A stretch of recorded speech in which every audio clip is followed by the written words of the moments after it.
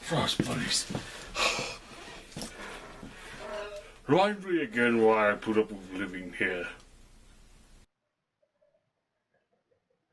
Oh, well, yes, Master.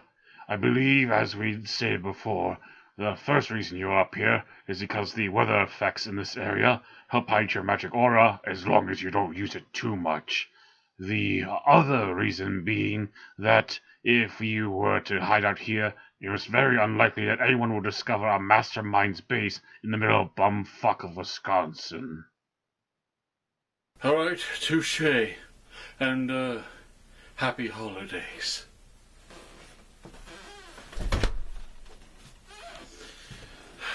Freaking frozen tundra.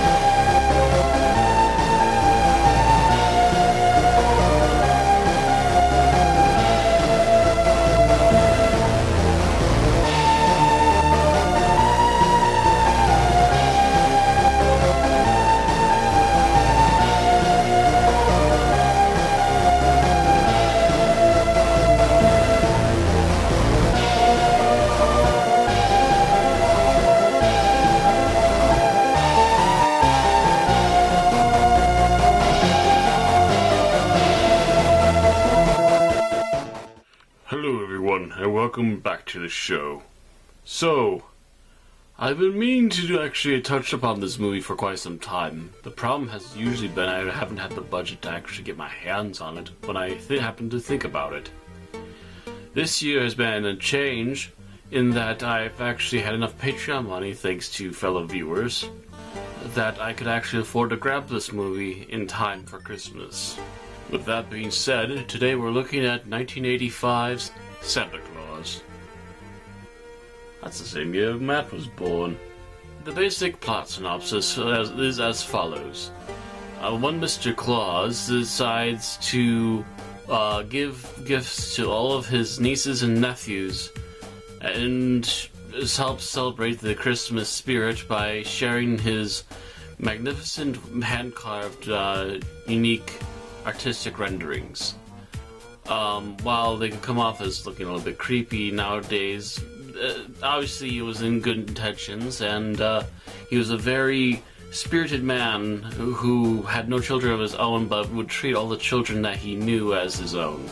To this, however, one night while they were traveling around during Christmas Eve, they got caught in a snowstorm and ended up coming in contact with elves who saved them, but were at the same time not allowed to return back to the normal mortal world outside of Santa himself, who was only allowed one night a year, and that one night would be extended until his job was done in delivering toys to the children of the entire world.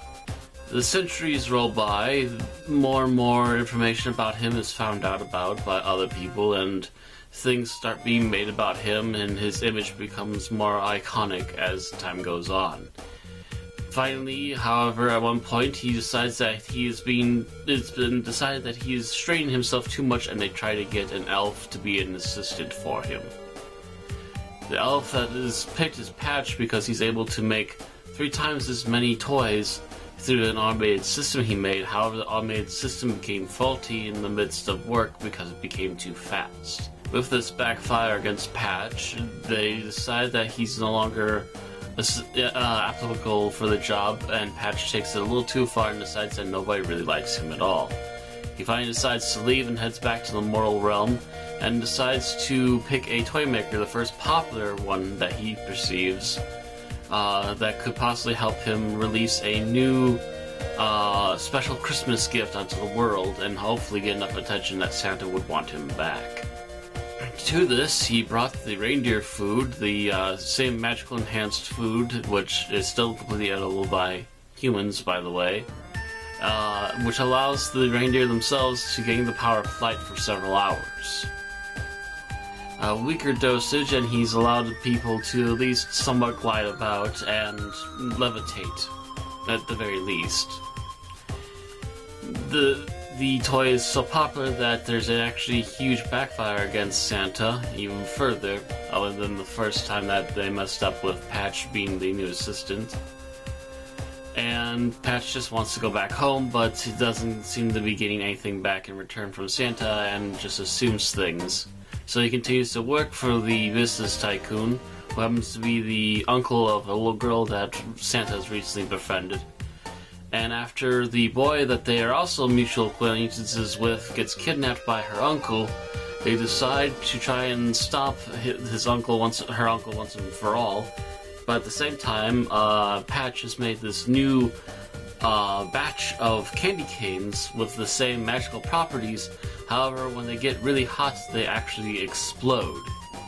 Not realizing this, Patch fills his trunk of his flying car with a whole bunch of these candy canes and takes off.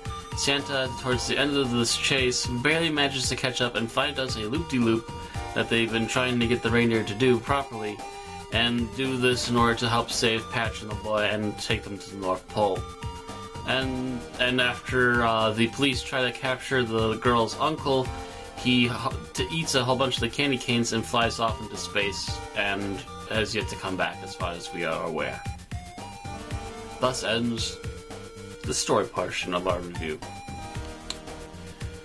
Tonally, the movie can have some awkward moments here and there. There's some very teary-eyed moments, there's some very awkward and somewhat stilted moments here and there. Mostly in the background of trying to describe what on earth is going on, and they're just kind of feeling it out without actually really explaining anything about how Santa has become immoral, how he's going to delivering the toys and so forth. It's not really totally 100% a willing thing at first, but he does genuinely, obviously, like the idea. Otherwise, he wouldn't have stayed with the elves. But after that, it becomes a kind of let's speed things up into the modern era kind of deal, and then we befriend these children, and then we get the whole complicated story with the toy maker and Patch deciding to leave the North Pole and so forth. And that story is fairly well made, and I will say that if nothing else, the visual effects were fantastic for their time. A lot of the takeoff sequences were actually models which represented very closely what they were doing in the actual live-action portions of the movie. But also add that apparently, at least according to the background of the movie, trying to get deer to actually behave themselves is actually a really hard task, especially in groups bigger than 4, but they managed to get a whole team of 8 to actually properly pull a sleigh and behave themselves while on set. So kudos to them for that extra hard task, which probably took them years to do. But then they also managed to make animatronics that perfectly represent and copy the actual real deer as they're pulling the sleigh, which is a hard task in of itself. But in a non-digital age, they managed to actually do it really well, to the point that you can barely tell outside of a little bit of extra expression in the deer themselves. A lot of the match shots are perfectly executed and very well done. I believe, supposedly, this is the same effects house that originally made Superman fly, so they know what they're doing.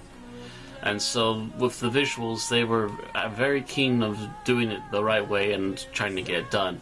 Although I do think they used a little bit more blue screen in this one than they did in the previous Superman films. Whereas the Superman films were a little more backshot than blue screen, which helped clean up the visuals, technically, in my opinion, but I guess they have to also follow the director's orders, too, so they had to change it up depending upon what they wanted. Overall, 1985's Santa Claus is a really interesting film. It's, for the most part, really well done. If nothing else, it's artistically and aesthetically pleasing, and the last half of the story kind of falls together pretty well, with a few cheesy moments here and there, and a bit of over-the-top acting as well, from a particular villain. How do you turn your face so red so fast? For free! That doesn't get any less funny. Anyways, thank you all very much for watching. I hope you all enjoyed, and please do enjoy The Santa Claus. Not a classic, but possibly one of the best live-action Santa Claus movies ever made. Thank you all again, and I will see you next month.